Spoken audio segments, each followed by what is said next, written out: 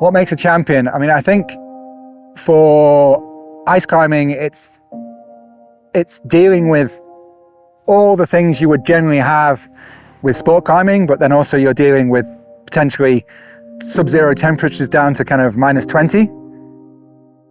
It's sport climbing, but you get to kick plywood and jump between volumes with sharp pointy things on your feet and hands. It's like the sexy version of sport climbing, let's be honest. I'm Marianne van der Steen. I'm from the Netherlands and I've been doing World Cup ice climbing for now 13 years. Yeah, and still successful, I guess. It's definitely not a hobby.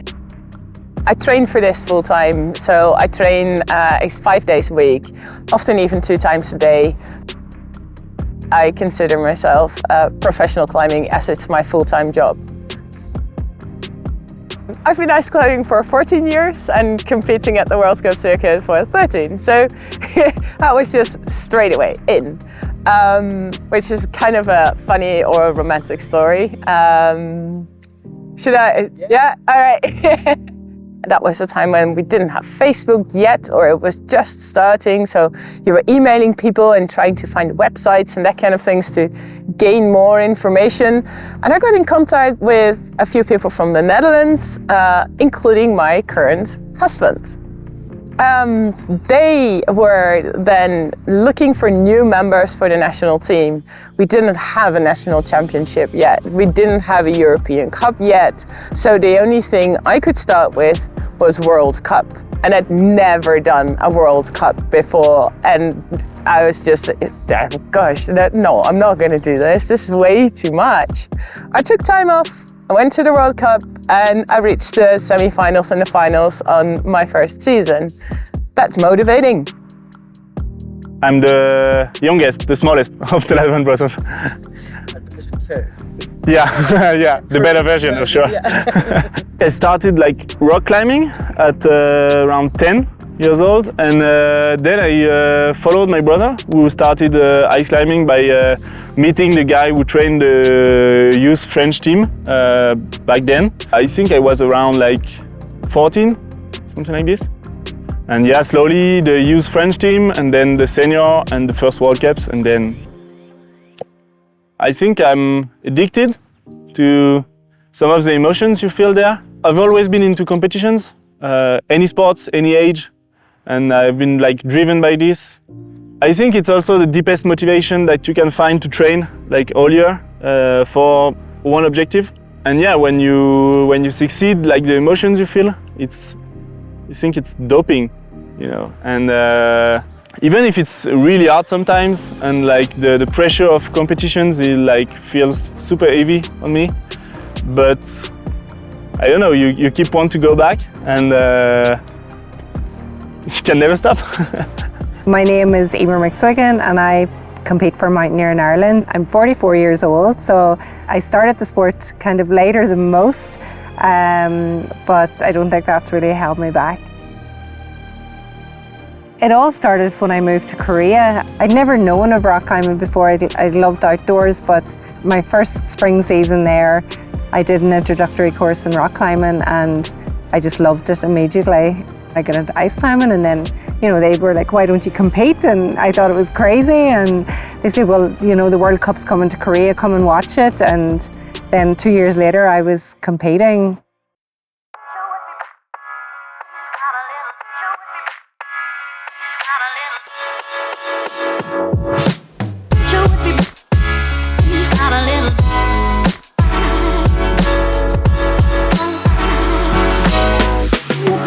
So my name is Tristan Ladevant. I'm from France. I'm 25 years old and I'm the older brother of Luna. Does that mean they got it right first time, or you see the upgrade? I don't know, actually it might be an upgrade, but like, yeah, might have to see that on the next season. Press off to the side. This one I win. That's big talk. That sounds like it's going down tonight. It might be.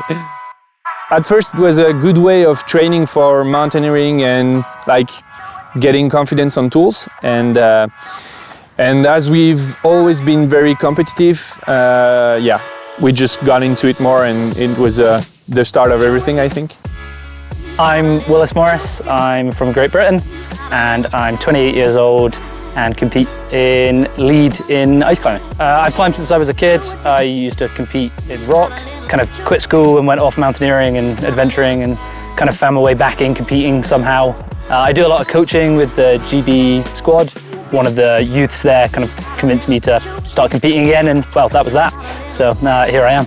Yeah, my season was an odd one. I trained really hard, ready for the season, and then I cut my finger off training, which was not good. So I missed pretty much all of the European Cups and then competed with 3 fingers on one hand in the World Cups.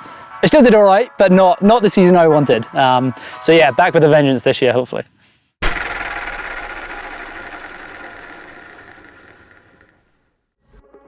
Yeah, last season was almost like a comedy show at the start of the season, because our luggage were lost in the flight to Korea. It was the first World Cup stage, and then we managed to do the competition with borrowed gear, and we managed to do pretty good and go boss into finals. And then during the finals, the ice tool I borrowed just broke, basically in the middle of the route. So never happened to me, and maybe didn't happen in competition for 10 years at least.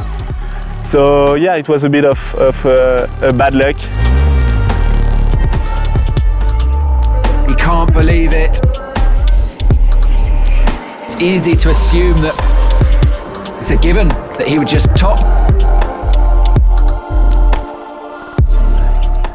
But what the lucky part in that story was that first one is that Tristan made 3rd place. It wasn't the perfect environment for the competition for us, but managed to still get a 3rd place there, so still pretty good for the rest of the season.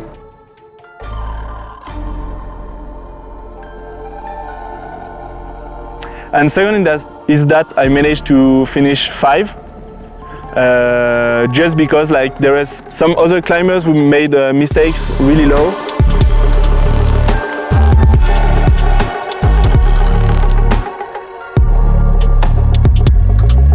So this looks like Emma McSwiggan, who has just begun her route.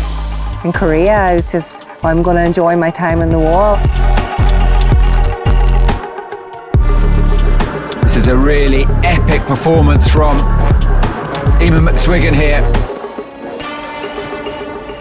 I ended up in 4th place there. Got a little help and was able to go to even Korea. And there I reached the finals too. I didn't reach the podium, which was, well, disappointing in a way, but well, other people were better. And it's just fantastic to be there, to be in this atmosphere, to be amongst so many others that do the same sports, to have that same focus on winning. And yeah, we miss that at home a little bit, because in our country we don't even have mountains.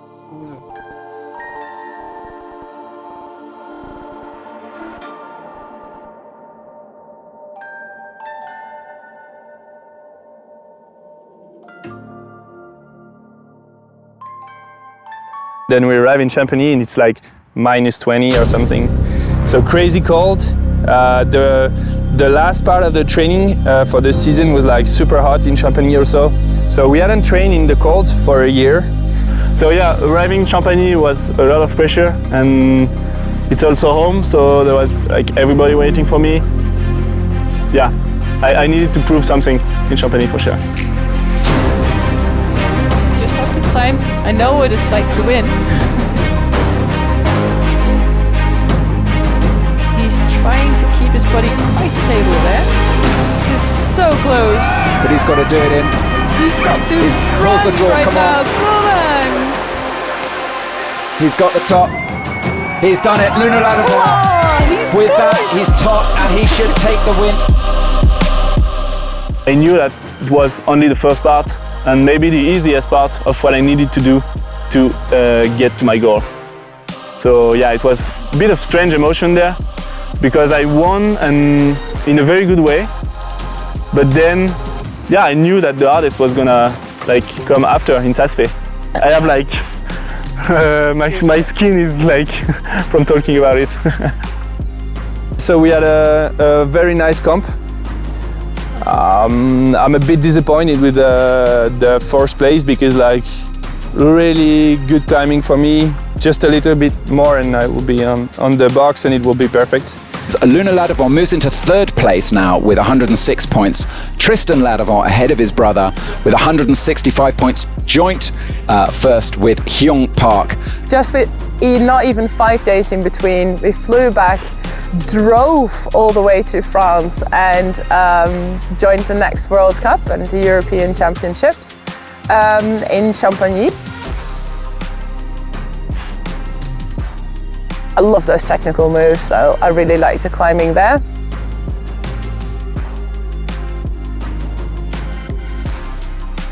Really solid performance. Whether it's enough to see her on the podium, that could be a challenge. And then I came to Chamonix and I finished in third. I'd never been in the podium in Chamonix before, so that was incredible. In third place now is Sina Gertz, second place is Petra Klingler, and now leading the rankings going into Saas-Fee next weekend is now Yunsun Shin. It could go anyway with Emma McSwiggan in fourth and Marianne van der Steen in fifth.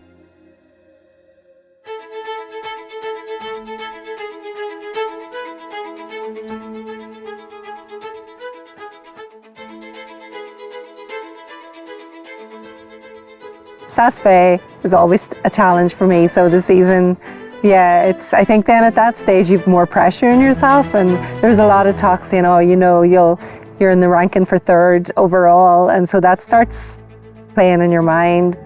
I kind of maybe psych myself out a bit there, and I've made every mistake possible. It's the one competition, yeah, I either climb too slowly or I go too fast and I fall off. Yeah, that's maybe before I retire. I have to somehow master that. And there we were in Saas-Fee. And there I was happy to climb the finals again. And I've never done that throughout the season, so for me it was already really successful climbing all the finals of the World Cups. In Saas-Fee, I was extremely close on getting there. Same for these two other ones. So I realized that maybe if I train just a tad bit harder, I actually might be able to reach that podium. Emma McSwiggan is fifth. Well done, Emma. Thank you. Marianne van der Steen fourth. And it's Yunsun Shin who at least gets on the podium in third place. Sina Gertz comes second. And Petra Klingler takes her first overall. When we came to Saas-Fee, we knew like everything was possible. Be boss on the podium for sure was our main goal. And the route was super hard, like really, really, really hard.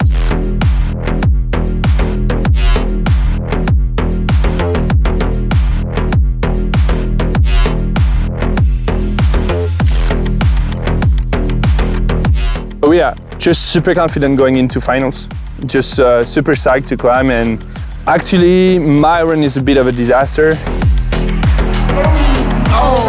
I was a little bit late on my foot placement and so I got kicked out very low. So yeah, a bit mad about this one. The more you train, the more you have expectations also. So I think it's the roots of every competitor. It's like you're not happy with the place until you're at the top. Lately I win. So I was sure like 90%. But I asked them like, I remember getting to the top and then, is it a win? They just say, yeah, yeah. And then I went on the top. And yeah, crazy moments.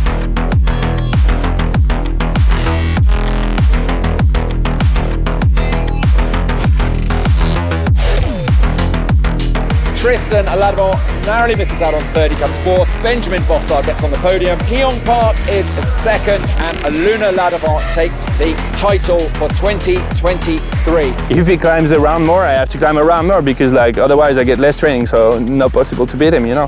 Was like old school, you know. Tell you that like old school style, rock and roll. If one person is better than the other, then well, you should just train harder. If I have this goal, he has the same goal as me. they're out to win, so I'm not going to make any predictions. If it goes their way on the day, they could all easily be up there on the podiums. So it's going to be a really interesting season. I think, yeah, rock and roll is good, for sure.